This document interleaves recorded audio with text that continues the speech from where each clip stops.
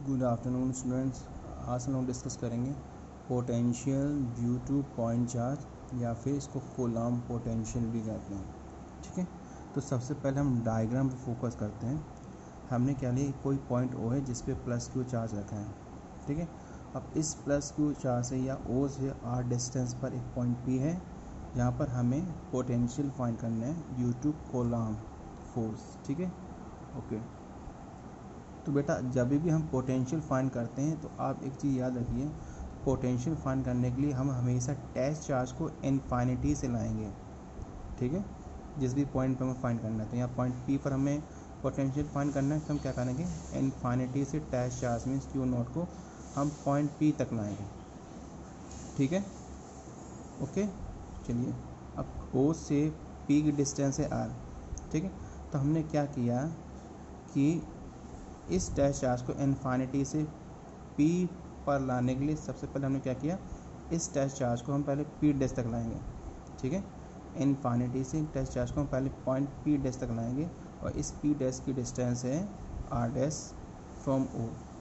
ठीक है, और पी डैश के बीच की डिस्टेंस है डी आर डैश। ठीक है, तो याद रखिए फिर से कि पहले डैश चार्ज को हम पी डैश तक लाएंगे, उसके बाद फिर हम उसको पी तक ले जाएंगे। ठीक है, दूसरी बात क्या, देखो अभी ये चार्ज हम कहाँ से ला रहे हैं, इन्फिनिटी पे। तो इन्फिनिटी पे जब हम इस चार्ज को लाएंगे तो इसमें किसी भी तरीके का कोई फोर्स एक्सपीरियंस नहीं होगा। ठीक है, ओके। अब जैसे ही ये इस पॉजिटिव चार्ज की रेंज पर आएगा तो पॉजिटिव चार्ज क्या करेगा, इस पर एक रिपल्सिव फोर्स लगाएगा और इस फोर्स की डायरेक्शन होगी ये। ठीक है, हम वर्क डन करेंगे इस डायरेक्शन में क्योंकि हम चार्ज को यहाँ पर ला रहे हैं पे की तरफ, और जो फोर्स वर्क करेगा ये इसके अपोजिट वर्क करेगा। ठीक है, मीन दोनों की डायरेक्शन क्या होगी, अपोजिट होगी। ठीक है, ओके। चलिए, तो पहली बात क्या कि पहले जब हम क्यू नॉट को इन्फिनिटी से पी डैश पर लाएंगे तो उस पर फोर्स कौन सा लगेगा।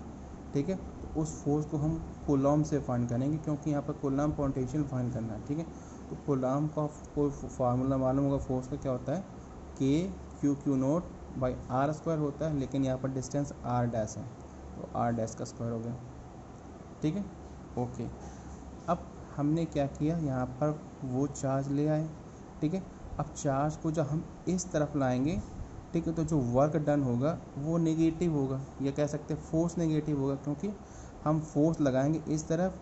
ठीक है, और वर्क डन जो करेंगे हम इस तरफ करेंगे, और जो इस चार्ज की वजह से जो फोर्स लग रहा है वो इस तरफ लग रहा है। ठीक है, कहने का मतलब फोर्स इस डायरेक्शन में है और वर्क डन कर रहे हैं हम इस डायरेक्शन में। ठीक है, दोनों एक दूसरे के अपोजिट्स हैं, तो यहाँ पर ये क्या आ जाएगा, माइनस। ठीक है, वर्क डन का मालूम क्या था, फोर्स इनटू डिस्प्लेसमेंट। ठीक है, तो इसमें ये माइनस क्यों होगा, ये आपको मालूम होगा क्योंकि दोनों क्या एक दूसरे के अपोजिट्स वर्क कर रहे हैं। ठीक है, डी डब्ल्यू क्यों लगा है, क्योंकि ये जो पी और पी डैश है ये बहुत ही स्मॉल डिस्टेंस है, तो स्मॉल डिस्टेंस में हम जो भी वर्क करेंगे वो वर्क डन भी स्मॉल होगा।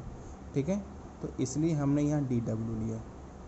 ठीक है, तो ये होगी इक्वेशन सेकेंड। ओके, अब देखो ये एफ़ की वैल्यू हम यहाँ प्लेस कर देंगे एफ़ की जगह, तो ये हो गया। ठीक है, चलिए, अब मैंने बताया था जब कभी हम स्मॉल अमाउंट में कोई भी चीज़ फाइंड करते हैं और जब उसका टोटल फाइंड करते हैं तो हम उसका इंटीग्रल कर देते हैं। क्या कर देते हैं, इंटीग्रल। ठीक है, ओके। तो हमने कर दिया इसका integral total work done find करने के लिए कि इन्फिनिटी से पी तक लाने में कितना वर्क हुआ। ठीक है, तो हमने इसका इंटीग्रल कर दिया, दोनों तरफ इंटीग्रल कर दिया। ठीक है, चलिए, अब यहाँ पर हमने क्या किया, ये तो कांस्टेंट हो गया क्योंकि यहाँ पर डी आर डैश है तो इसका फंक्शन क्या हो गया, आर डैश, तो बाकी का हो गया बाहर। ठीक है, इसकी इन्फिनिट डिस्टेंस क्या है, इन्फिनिटी से कहाँ तक, आर तक, तो ये होगा इसकी लिमिट, ये लोअर लिमिट या अपर लिमिट। इतना कर लिया, चलिए, ओके। ये एज इट इज़ लिखा है। ठीक है, डी डब्ल्यू का इंटीग्रल क्या होगा, वर्क डन, क्योंकि हमने मान लिया टोटल वर्क डन डब्ल्यू है तो वो इस स्मॉल अमाउंट का वर्क डन का जब इंटीग्रल करेंगे तो कैपिटल डब्ल्यू भी आएगा। ठीक है, चलिए, ये तो कांस्टेंट था, ये ऑलरेडी बाहर था। ठीक है, अब हमने क्या किया, इस आर डैश को जब ऊपर ले जाएंगे स्क्वायर को तो ये माइनस में हो जाएगा। ठीक है, लिमिट वही है, डी आर वही है। ठीक है, फंक्शन का। चलिए, अब एक फार्मूला होता है इंटीग्रेशन का। ठीक है, एक्स की पावर एंड डी एक्स। ठीक, जब किसी x की पावर n और उसका जो फंक्शन dx होता है, जब इसका हम इंटीग्रेशन करते हैं तो फार्मूला होता है x की पावर n+1/n+1। तो वही चीज़ हम यहाँ भी अप्लाई करेंगे। ठीक, ये r डैश की पावर -2 था तो क्या हो जाएगा r डैश की पावर -2+1/-2+1। ठीक है, क्योंकि n की वैल्यू यहाँ पर क्या -2, तो -2+1/-2+1 लिमिट हो गई इन्फानिटी टू r। ठीक है, ओके। चलिए अब जब हम इसकी लिमिट प्लेस करेंगे तो ये -2+1 -1 आएगा, तो ये -1 आकर के माइनस माइनस प्लस हो जाएगा। तो क्या रह गया के क्यू नॉट इतना हो गया। ठीक, लिमिट जब प्लेस करेंगे तो ये माइनस में आएगा, आर की पावर -1, इसको नीचे कर देंगे तो ये 1/r हो जाएगा।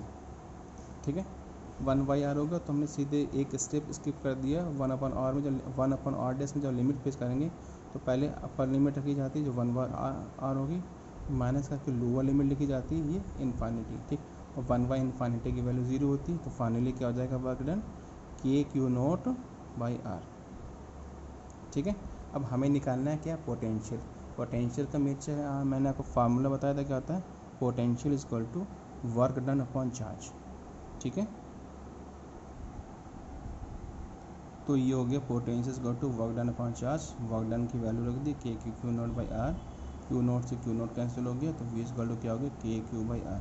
अब चाहो तो आप K की वैल्यू प्लेस कर सकते हो 1/4πε0 Q/r। ठीक है, तो ये आपका कूलॉम पोटेंशियल हो गया या potential due two point charge हो गया। ठीक है, क्लियर हो गया students, that's it, thank you.